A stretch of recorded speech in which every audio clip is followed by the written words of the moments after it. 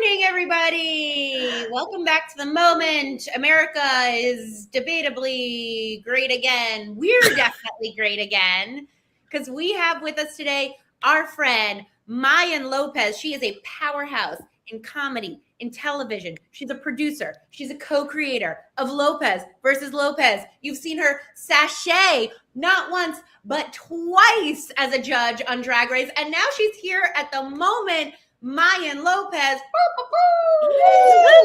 Wow, thank you, Rebecca. Thank you, Meredith, and thank you, ChatGPT, for that intro very much. We're starting this morning honest, ladies, because that's what you're all gonna get this morning, my honest opinions, and because I think we all need to hold hands with each other, right? Virtually today. Yeah. Just yeah. Hey, I'll say this though. Mayan's also a good singer. Oh, I can carry a tune as a theater kid, you know. Wait, the theater stays in you. You carry it with you. Well, you couldn't tell what the. Are you like me, where you're walking down the street and suddenly you realize that your headphones are really loud and they're definitely playing like 5,000, 2,500, 600. Yeah. Yeah, 100%. Where I'm like, I guess the unmasked singer.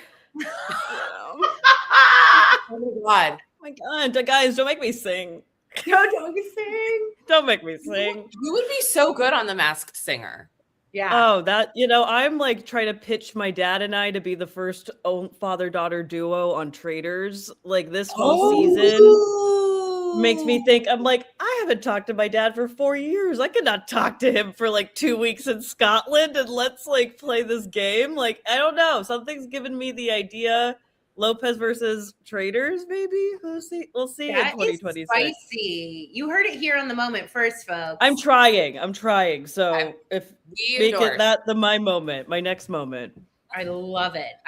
Well, today on the moment, also, by the way, hi Meredith. Good morning. Forgot to introduce you. Meredith. All the time.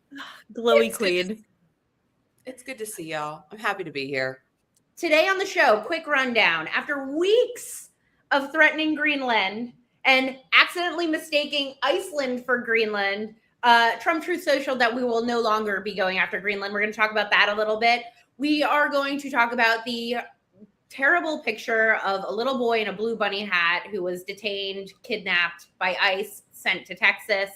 Then we're going to recap Jack Smith on Capitol Hill, who testified about January 6th. Our pal Michael Fanone made some waves there. And then we're going to have California gubernatorial candidate Xavier Becerra, who was the Secretary of Health and Human Services, on to talk about what's happening in California, what's happening around the world. But here we go, ladies.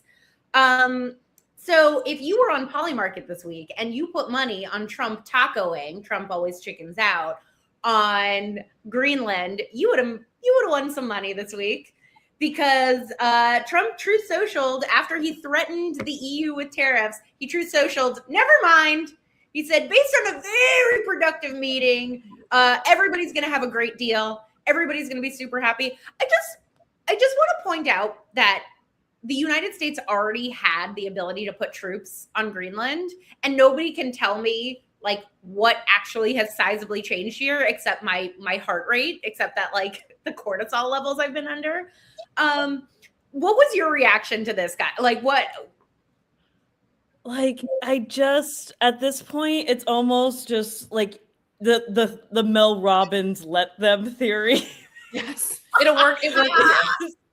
Because at this point, I'm like, this man has traumatized me twice. Yeah. It's like, I give him a second chance. I'm like, I have to be aware. I think this is a moment where I think America needs to wake up, especially with him pushing for no midterms. And I think he's trying to show that he can behave and he can, oh, I was just kidding. Oh, I'm not that great. I'm like, these are moments to be aware of totally. What he says he's going to do, as much as what he says he's not going to do, and says, because I don't believe him. I don't believe right, like him, that he's saying that he can do anything. We just have to be kind of prepared for anything. I think he, like, I was like, you have Venezuela. I'm like, this is all about resources. This is intimidation. I'm like, at least we're still part of NATO as of right now. That was what I was really scared of. Yeah, So, me too. Me too. I guess my question, Rebecca, I was texting Rebecca about this last night and it was kind of late. It was like 9:00. And I go, I just got to be real with you. I just don't understand Greenland anymore because it's a distraction. Like, it's a distraction from what's going on here and our healthcare and everything. Like, this like, AI photo.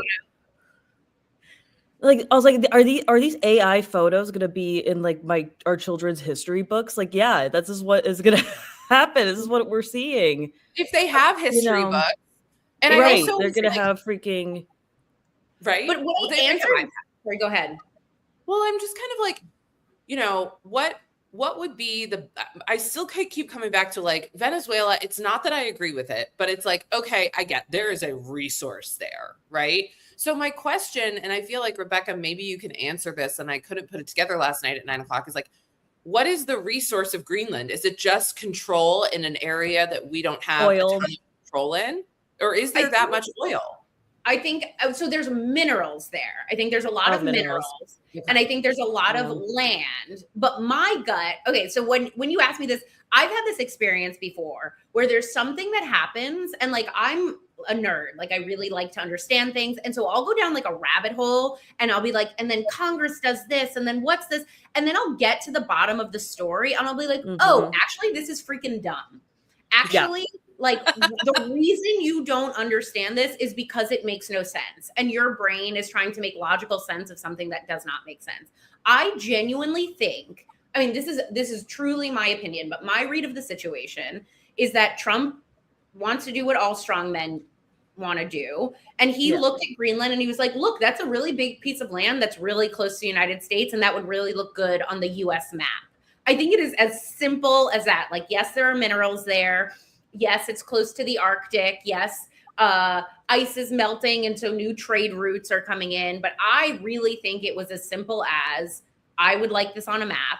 And I don't think that he thought as far as to be like, oh, if NATO craters, all of these trade agreements crater. All of our troops that are in like Germany and like all these places where they can activate are going to crater. And I just think that he didn't think that far. Yeah. And by the way, like I said, there's an agreement from 1951 that allows U.S. troops in Greenland, like a lot of U.S. troops. So it's not like it wasn't there to begin with. And so it's just like this old fool who, by the way, couldn't even keep it straight whether it was Iceland or Greenland that he wanted on Davos. Like that's what I was like, all of us. Right? I know. I was like, really?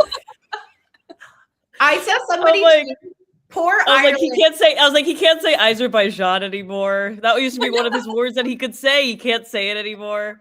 Wait, let's take a look. By the way, he's got new bruises on his hands. And this one is on his left hand, his non-dominant hand. So Caroline Levitt, who was out here saying, oh, it's because he's shaking too many hands. Like, this dude is falling apart from the inside out and taking us down with him. Oh, I'm like, excuses. I'm like, that's just what I'm like. Yeah. You know, I'm wondering if that could be like a bruise also from IVs. I think that's what I think too. You know, it could be, but also like, why would they put it in his hands? I think that it's just like this dude like pops aspirin like it's going out of style, and he's an old dude. And like, by the way, do you remember when CBS reported that Jonathan Ross? I'm coming in hot today. I'm caffeinated. I love this. Do you remember when CBS reported that Jonathan Ross had internal bleeding? The guy who shot and killed Renee Good. Bruises are internal bleeding. You know who else has internal bleeding right now? President Donald Trump. Like, give me a freaking break. You know, like a freaking like a pine needle, just going a little bit too deep. Like that man. That thing. I was like, that man's blood is like so thin. Like it could be like anything. That dude is not wishing him harm, but it's just like. Take care of thoughts and prayers. Thoughts and prayers. Yeah, thoughts and prayers, King. You know, First of all, someone on Robert Levinson is asking, is Meredith from Boston? You know what? You would be right. How did you know? Little twinge of the accent. But one of the things that I keep thinking about is like, there is one thing that Trump has given me, and he has normalized something for my community. And that is the community of people who only self-tan their faces and then don't self-tan the rest of their body. Like, for years, we have been mocked. I've been dealing with this since the 7th grade. And so I guess my thought process is like, dude, are you not above like just like putting a little Saint-Tropez on that hand? Like, let's just blend, baby, blend. Blend, baby. Well, go ahead. Other stories that we probably want to focus on. There's a tough one that I think a lot of people that has kind of captured the attention of, I'm sure, the world, if we were in other parts of it. But we're going to talk a little bit about Liam Conjejo Ramos, who is the 5-year-old boy in a Minneapolis suburb who was taken from his driveway by federal ICE agents earlier this week while returning from preschool. Yeah, this is the photo heard around the world. It's devastating. He is being held in an ICE facility in Texas with his father, and the family's attorney has shared that they are here from Ecuador by asylum. They're not here illegally. They came in 2024 via asylum. And I think like that's one of the most important things that, first of all, I just like don't believe in anyone being illegal. Like, I just don't believe that a person can be illegal. I don't. And so, but when people come down on all of this and they go, well, they didn't come into this country the right way. Well, guess what? Like, the first quote unquote right way guess there's a lot of people who didn't come into this country the right way. That's how this whole thing got started. But also, that's on us, like, because we don't have a robust immigration system. They don't make the system easy for people to go through. I've known many people who have gone through the right way and gone through the wrong way, or they're still here illegally in the middle of going through the process the right way and get detained in between. But you don't know. You just see people getting pulled out and you don't know the part of the process. What disgusts me about Liam is the fact that we are now getting to, the point that there are people in detention centers right now, but the fact that he was used as bait for his father. We are using children and bait. And I was like, I will say, I'm like, this is the stuff that we haven't seen since like the Nazis of like what, like, this is not seeing a human being, a child, the in separation. His little blue bunny hat, like, look at any 5-year-old, a baby. Yeah. And even seeing videos and this, I'm like, I'm glad that pictures like this are getting traction, because it's people have to start waking up, and I'm like, we're having allies, and I think it's getting to the point where it can be anybody. It's not, you think it's starting with Latinos, they're picking everybody up. Nobody's for everybody. That's right. Yeah. Well, what's funny? This photo, I'm thinking about this photo, and I'm remembering a photo that, really kind of took everyone's attention. And that is the photo of Elian Gonzalez. Yeah. And that was a different situation. Now that I know more about the Elian Gonzalez case, I know a lot more. But I think the thought process was we were all horrified that people came in and grabbed this little boy, and, it was terrifying. It was awful. And that was the reaction of everyone. Why are we not having that same reaction when we see Liam being pulled from his driveway?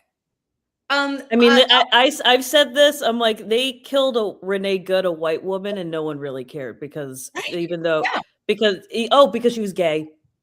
They're like, she was married to a man, but she wasn't married to one when she died. Like, that's becoming the things of that.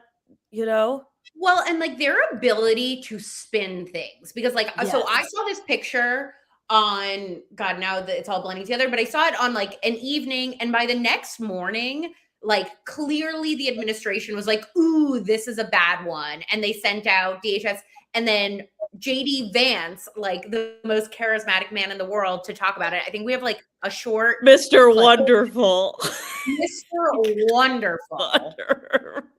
We have a that little clip, clip. Anna? Let's play the clip. Visit here in Minneapolis Thursday, Vice President J.D. Vance saying the agents were protecting the child. Well, what are they supposed to do? Are they supposed to let a 5-year-old child freeze to death? The family's attorney insisting father and son entered the United States legally. Let's pull this down. I'm sorry. Okay, here's wait, one thing I want to say, because I think he had his cute little blue hat on, you guys. We were going Right? to let him freeze to death. Seriously. two things.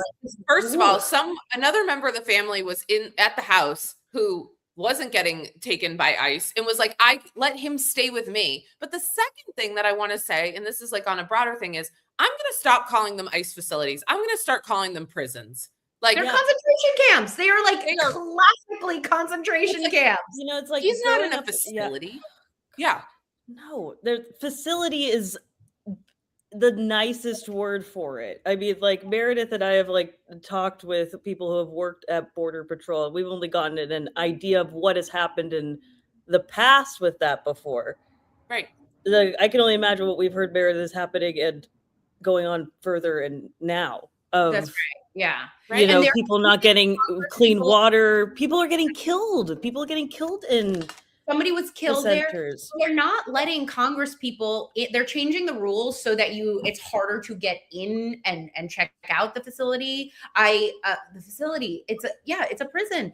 I've been reading there's people talking about like the food is unsanitary. There's people who are not getting. We've heard stories about people with cancer who are unable to get medications, and now there's a little boy who. And by the way, like I reject that your options are leave him out to freeze or send him to a concentration camp in another state. Like those are not your only two options. And if those are your only two options in the United States of America, like we've lost, I'm sorry. That's insane. It's like, just be aware, everybody, when you're around seeing people. Even I was just driving near Runyon Canyon and there's a sign that says, anyone seen the fruit guy that used to be on this block? People are disappearing. They want you to get used to this happening. Don't get used to this happening. And that's what I will leave it on. I hope that he's, they're alive and they're, it's at least if you have your family through this, I hope you have everything. So I know exactly the guy that you're talking about. That's so scary. That's really, really scary. Yeah. And even if this person has not been kidnapped, maybe they feel that they're not safe enough to leave their home, and so they can't go out and do their job, so they can't make money for their family, which by the way is often people need money sometimes to be able to get their citizenship. It's kind of like it's wild. And it's like, I think we just have to keep talking about it. We have to keep being angry. Yeah.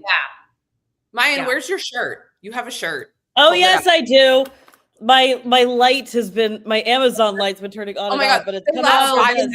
This is my Abolish ICE. This is like, I love it. From Shepherd Ferry. I want one. I'm all for being saying something with it. Let's say it's something. It's so sick. And we're going to talk to our guest about this in a minute, but like, it's coming everywhere, like I just keep looking at Minnesota and I'm like, it's, weird. No, talk to your congressmen about the DHL bill, which we'll be talking about very soon. We are going to talk about that. Actually, that's great timing. Thank you, Mayan. We have with us today Secretary Xavier Becerra. He has worked in every part of California politics, from the state assembly to the U.S. Congress as California's Attorney General. He was the United States Secretary of Health and Human Services before RFK Jr. And now he's running for governor of the great state of California. Secretary Becerra, welcome back. It's great to see you. Meredith, great to be with you, and Rebecca and Mayan, wonderful to be with you as well. Well, I got to ask you first, though, before we get into it all, I got to ask, how's your mom? She's 92 now. She's going to fitness classes 4 days a week, and she's still making some mean chile verde, so I can't. Yes, Latina queen, baby. Wait, can I also do it? That's how I hope. Nothing says you're from Boston more than saying, how's your mother? How's your mother? How's your mother? I mean, like, Say hello to your mother for me. Say hello to your mother. Listen, she's goals, 92 years old, going Yeah. to 4 o'clock a week. And I mean, and that's what keeps people young, is that connection, the going out. And I remember talking to you last time, Secretary Becerra, and you telling me that you and your siblings split up the healthcare of your mother, or not healthcare, but the sort of care of your mom. She lives with some of you at some points. And I just think that's such a great testament to what Latinx culture is as well, is that care of the family. And, you know, brings us right into our first topic, which is, you know, yesterday, the Congress voted for additional funding to the Department of Homeland Security.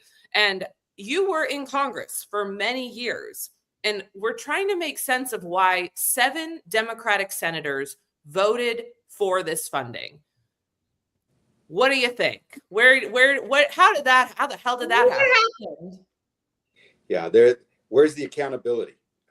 Where is the earning what you're going to get aspect of this? And I suspect those 7 Democrats are in districts where there isn't as much anger about ICE, perhaps, but still, you got to make the point. You're the opposition party.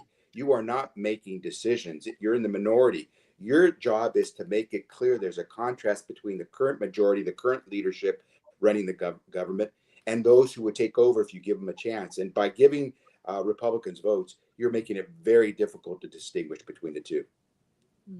Yeah, I guess that's such a would your advice be to people in those districts? Because I know people in those districts who are mad as hell right now, is like, you got to show up and get madder about ICE. Like, these people think that they don't have to respond in the same way that maybe another, you know, representative would have to respond. Yeah, you have to distinguish yourself. We are not running government, yet we're going to be accused of helping Republicans run this government. And so the only thing that matters right now is making it crystal clear to the public, to the voters, that there is a difference between Republicans and Democrats. And they're going to get to make that choice. They're going to get to hear that message on election day. But if all they hear is, Democrats are voting to fund ICE, Democrats aren't objecting to the ICE misconduct and illegality, then why should they vote for Democrats? We saw that in 2024. That's what happened, because we didn't have a crystal clear message how we were different. And Trump did. And that's where we have to come together and recognize you're going to have to swallow some tough votes that some in your district may not completely understand, but you've got to distinguish between this ICE and, by the way, and the ICE that I operated with. Every day I worked with the Department of Homeland Security when I was Secretary of HHS, because we took care of the unaccompanied migrant children. And we always had to work with DHS, ICE, and Border Security to get those kids into our care. Did you ever hear about a child being used as bait? Did you ever hear about a child being killed under a DHS care in those days? No. Listen, there's some good people who are at DHS. Don't paint everybody with the same brush. But these guys that we're watching on videos, they don't deserve a paycheck. They don't deserve the badge, and they don't just deserve to be part of ICE or Department of Homeland Security. But let's be clear. We have to make that clear as Democrats so they know there's a difference. That is a very important point. I mean, a lot of folks are saying it now. How do you feel about abolishing ICE? What we see on television or on video, the actions we're watching, using children as bait, abolish that. Absolutely. Those folks do not deserve to wear a badge. Those folks they are not making our streets safer. They don't deserve to be operating. But are all the folks at DHS, at ICE bad? No. And so we have to, someone said to me, you got to repeal and replace. You know, there still has to be law enforcement. You still have to protect communities. We still have an obligation as a sovereign to do the work of making sure that people in this country are here for the right purpose. But what we're watching on video, I don't know how those guys got badges. I wouldn't be surprised if some of those folks are former bounty hunters that were quickly hired, never went through the training. No, but the men and women who are wearing the uniform, trying to do it the right way, whom I worked with for 4 years when I was HHS and working with DHS, they don't deserve to be painted with that same brush. I mean, they're functioning as sort of a paramilitary right now. Yeah. One of the things that mention, and I think that this is true, is like Congress seems like completely kneecapped. The only people that I sort of see out there as like any sort of real foil to the Trump administration seems to be the governors. And of course, you're running for governor here in California, and California is like probably the biggest Trump foil. Wired did an article. It seems very obvious to me what's happening in Minnesota, what's now happening in Maine is coming to California. And so as somebody who's like ramping up to be a bulwark against the Trump administration, like what happens when ICE comes to California in the same way? I mean, we know they're already here, but I'm curious what you say to that. Yeah, Rebecca, they're here. They did this. We were their testing ground. And you, me, a whole bunch of us, we got up and said, not in our backyard. And we made it very difficult. So they started going elsewhere, Minnesota and other places. Listen, I just finished speaking to a large crowd, several hundred people who wanted to know exactly that question, Rebecca. What do we do? How do we continue this? California has just passed several laws. ICE is no longer able to go into our schools. They no longer are able to go into some of our health centers. And we are quickly beginning to narrow the field of play for ICE. Because remember, ICE does not have authority to do law enforcement in the state of California. They have only authority to do immigration enforcement. And so when you go from point A, your headquarters, to point B, someplace in California that isn't your headquarters, point B has to be immigration enforcement related. And that's how we begin to contain it. I think our biggest mistake in California is, believe it or not, we didn't use our local law enforcement leaders, our sheriffs, county sheriff, our city chiefs to talk to these guys at ICE who they work with every day. I know that because when I was AG, I have a division of law enforcement, my special agents, along with local law enforcement, every day we were doing drug interdiction, sex trafficking, takedowns, organized crime suppression. And we did it with FBI, DEA, ICE, and all these guys. So we're working with them every day. We know these guys. We know their leaders.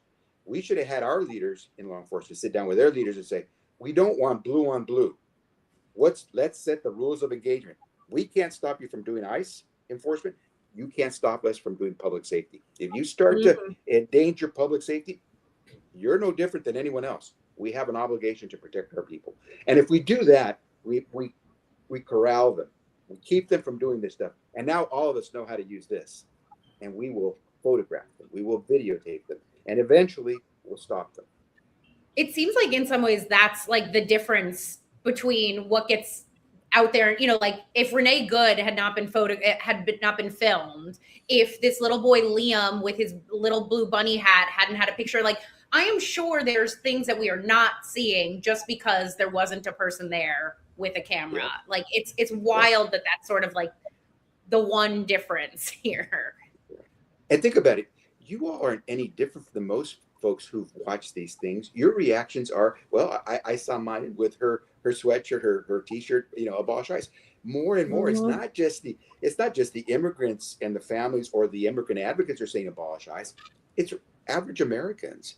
Because we see this stuff. We want action. And abolish ICE is a really quick way of saying, hey, what we see you doing is not right. And we need to act on that. And that's why the legislature in California passed these new laws. And I will continue to grow them because as AG, I dealt with this the first time Trump was in office. And we pushed him back. They try to make us do ICE enforcement with them. I said no. They denied us $57 million. By the way, they took $57 million of community policing funds that we were supposed to get from the feds because we went into ICE enforcement. I beat them in both counts. We kept them out from doing ICE enforcement, and we got our $57 million back when I was AG. I want to kick it to Mayan for a second because when we came on earlier, she had some thoughts on if we're even going to the polls. Mayan, yes. I was like, yes, like, yeah, Secretary, like, I just wanted to get your opinion of, like, recently President Trump has been really pushing to not have midterm elections. And I think with the past year that we've had of round 2, it could be believable. And I would like to get your opinion on people who, like myself, are afraid of that becoming a reality. What are some expertise or tips that you could have for people going into the elections, especially with on the like on just with the DHL bill, anything, just getting, what are your thoughts on the upcoming midterm elections? Maya, I think the easiest rule of thumb to remember is if Trump says go, you do the stop. If Trump says stop, you do go. And if he's saying Right. stop, no election, we put the jet burners on go and we get out and vote like we've never voted before. And let us not only take out Trump, but all his acolytes when we vote in the 2026 election, and make it not just so that the House of Representatives goes Democratic, but that the Senate does as well. And so the best way to make sure we can go the opposite of what Donald Trump says is to get out there and force and vote. That's the only thing that will give us the power to stop it. If the House right now were doing investigations on what ICE is doing, there would be action, because what they are doing is violating the law and abusing of the resources of the funds taxpayers have given them. Nobody would countenance that. So we just got to get out there. And again, whatever Trump says, do it the opposite. Do you That's perfect. worry? See, they said release the Epstein files, and then we've seen nothing. That makes Exactly. I'm like, Time to get all so those is it? I'm Epstein like, files. he's not gonna go to Greenland. Maybe we'll see you we'll be in Greenland, everybody. We'll have a new.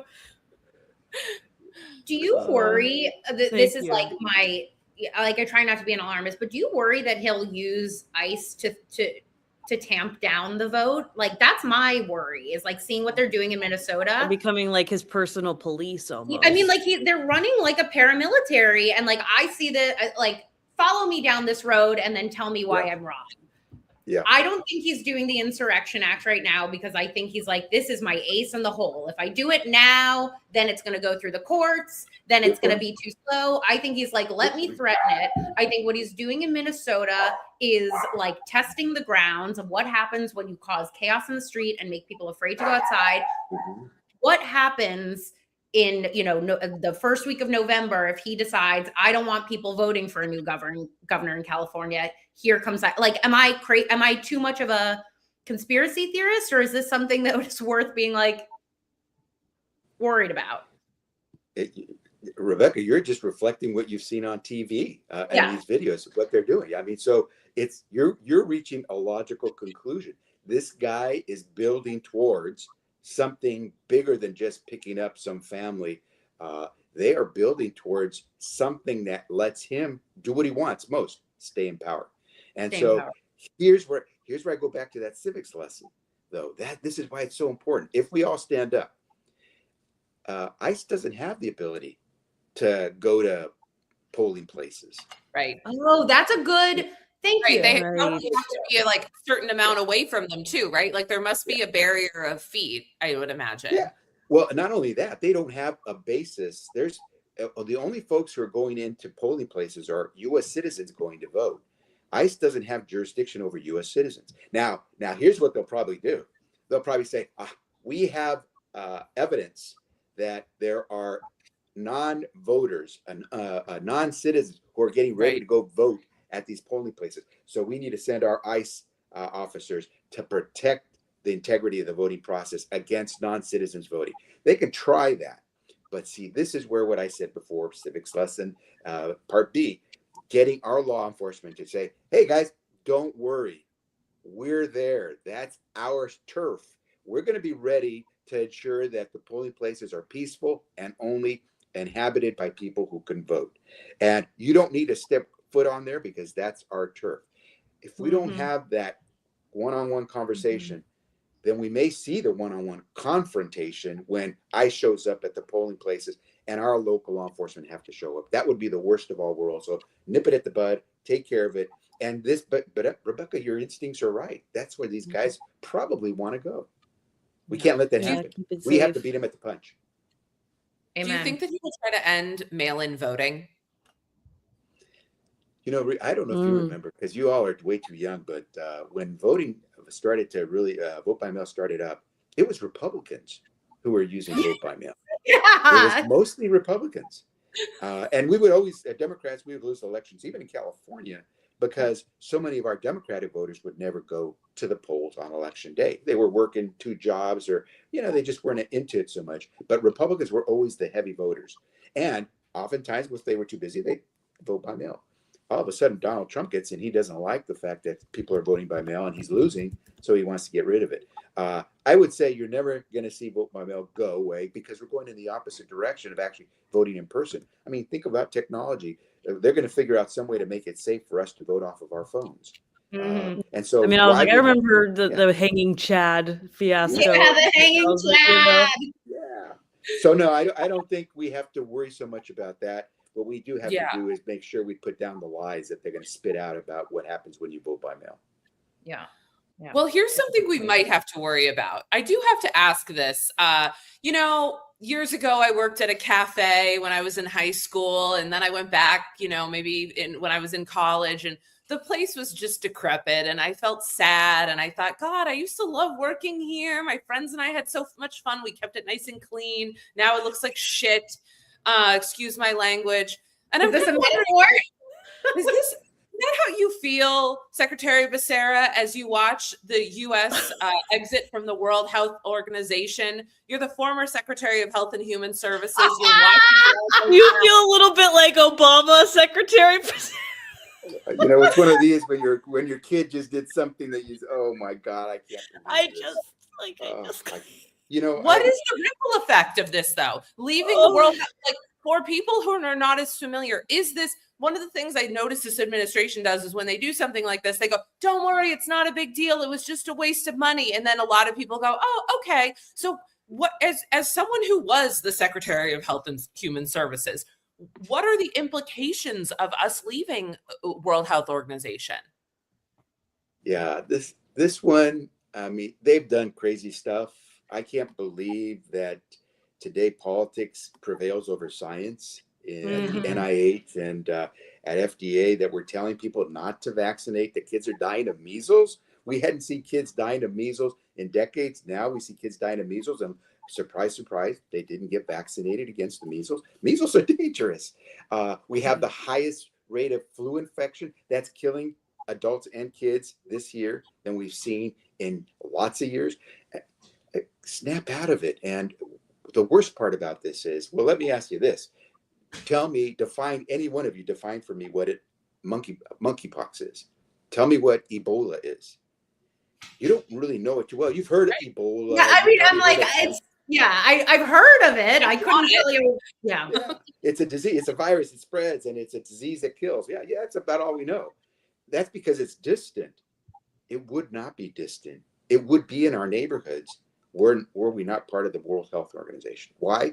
Because the U.S. is the only country in the world who has the technology and sophistication to help try to stop these diseases from spreading as quickly.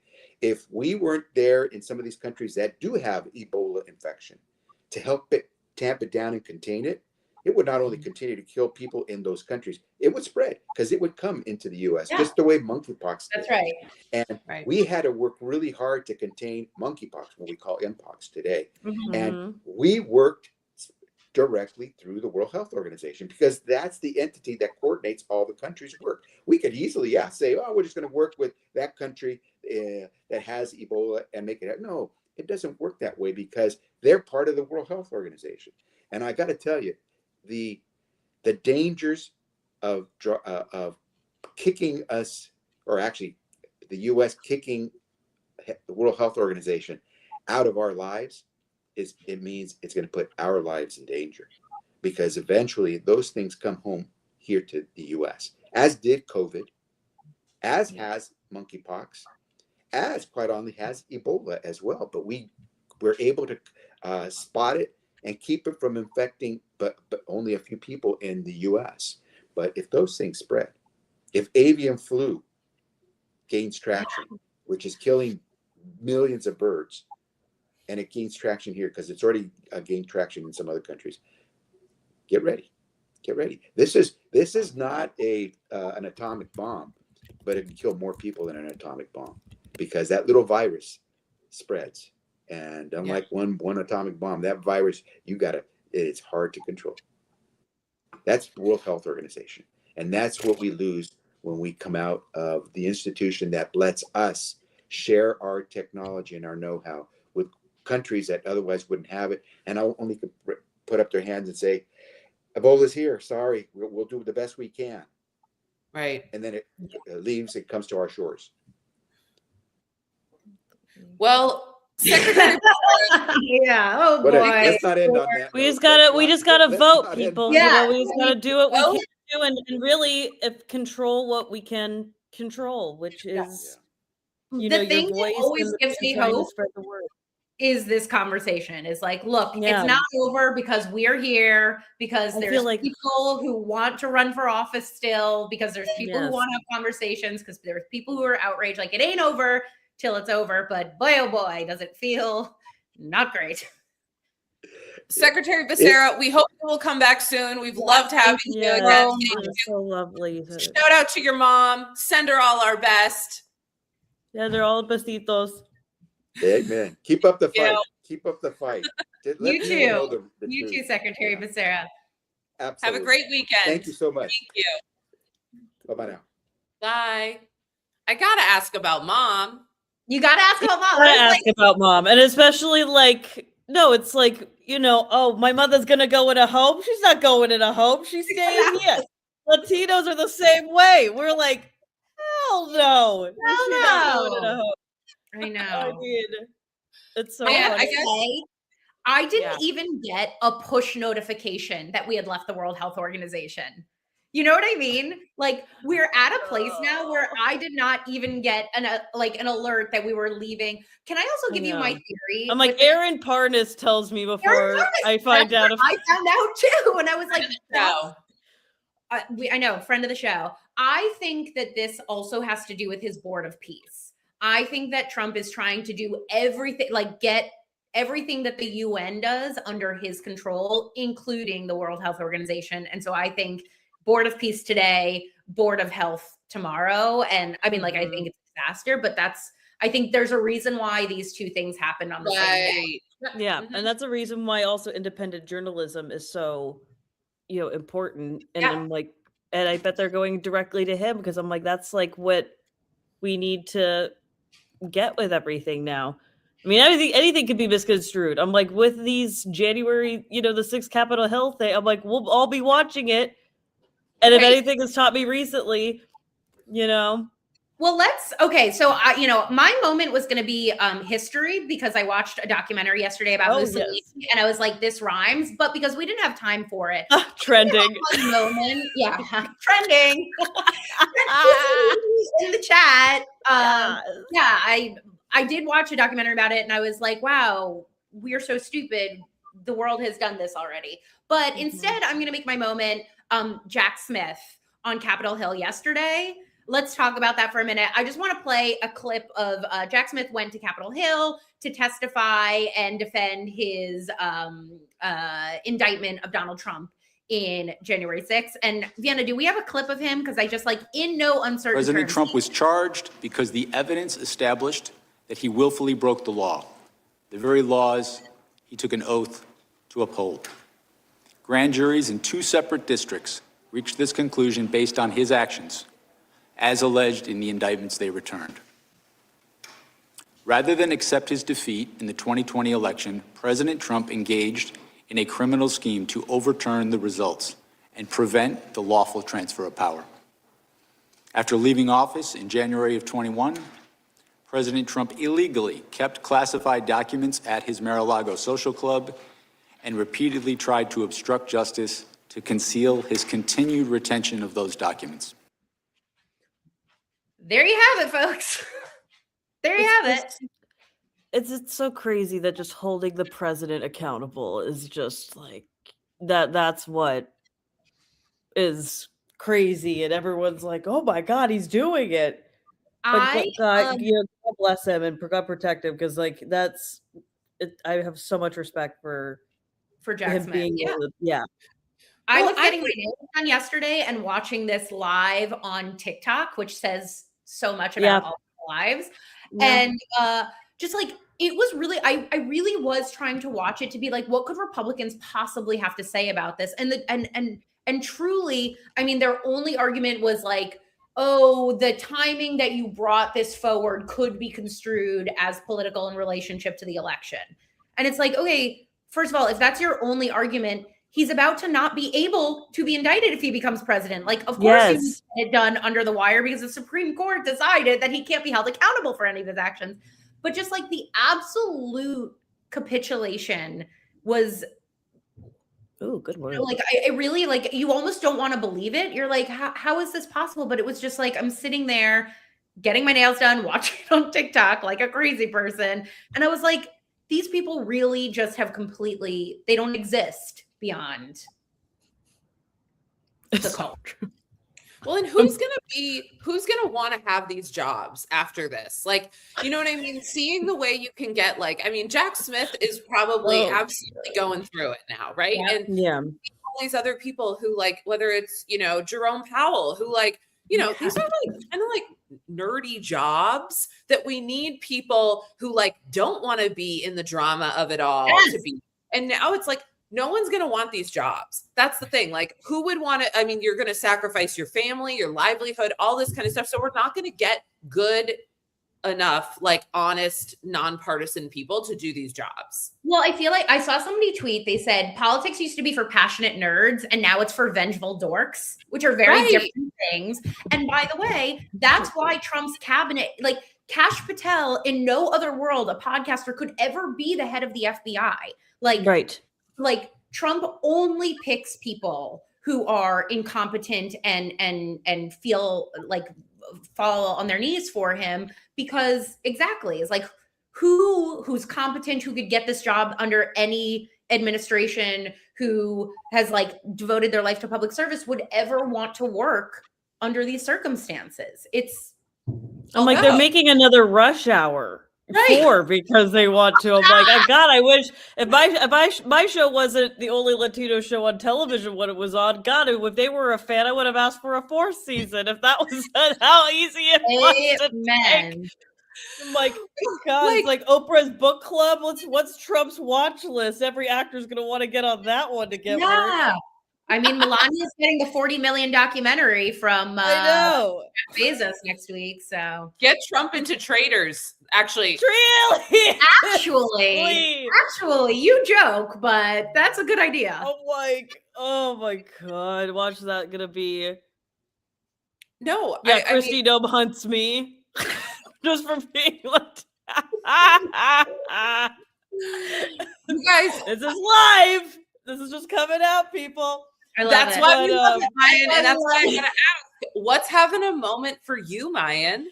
My moment last night was that my faith was restored in men slightly last night. My car got towed in West Hollywood, and as it happens, because he assumed that I was going to Uber and I didn't, and I'm like, I can park it here, it's fine. But no, check your parking signs.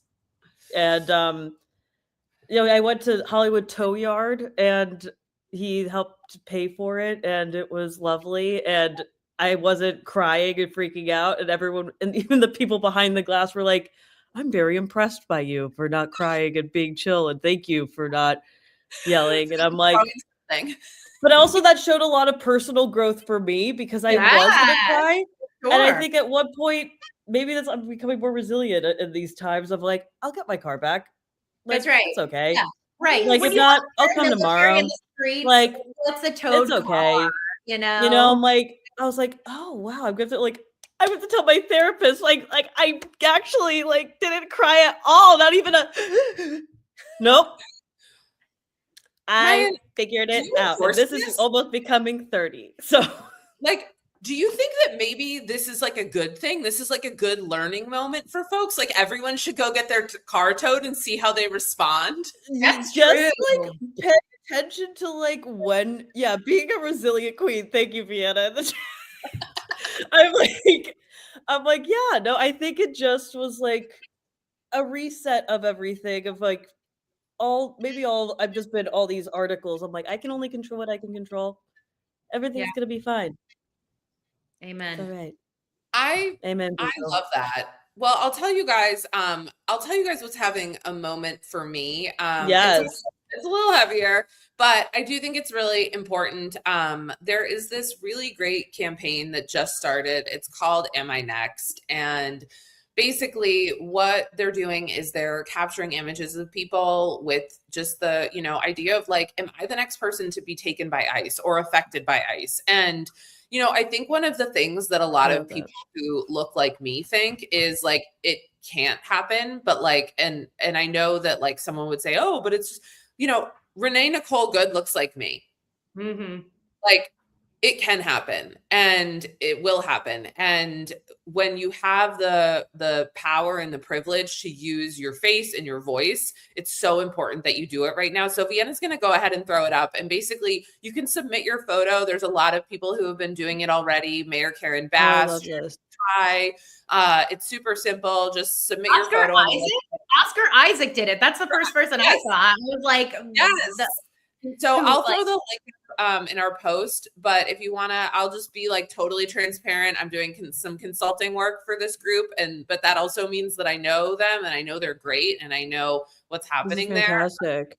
So yeah, I'll throw the link up, y'all, if you want to submit your photo and, or if just give them a follow on social media if submitting a photo is not for you. But I think it's really important. Like, I think Secretary Becerra made such a good point today when we were like, well, why did those 7 Democrats vote that way? And he's like, probably because their districts aren't being that affected right now. And it's like, you could be next. So yeah, that's my moment. We will be back on.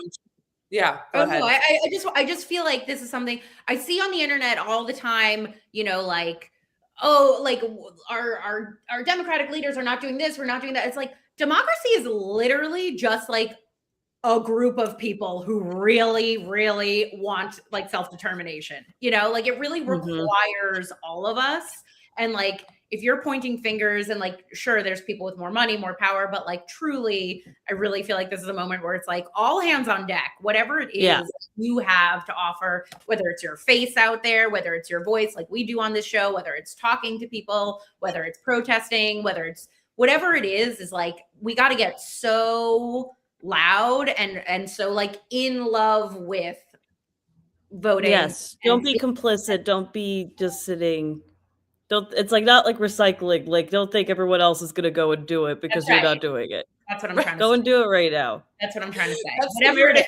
Approach to recycling. Like how we do I'm metaphorical Mayan. Something always happens, but this is how I communicate. But it's just really well said. Like Rebecca and Meredith, like just this is the moment, everybody. This is the moment that people are going to be looking back, and if it's the moment to do something, it's now. Yeah. We're going to be back on Tuesday. We have a fantastic guest, you guys. We have Senator Tina Smith coming on Tuesday. She is a senator from Minnesota. And so she is in it right now. And she has a lot that she's going to be able to share with us. And we have a great guest co-host coming on, Rebecca, right?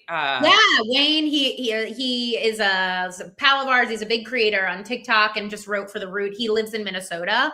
And so I think talking to, like I keep on seeing what's happening in Minnesota and I'm like, I know it's so much worse than you could ever possibly see or understand. And so I like having that. By the way, they're going on a big strike in Minnesota today. Like, shout out to the people of Minnesota. I just you see bits and pieces of it and like they're holding it down and they are. I also look at them.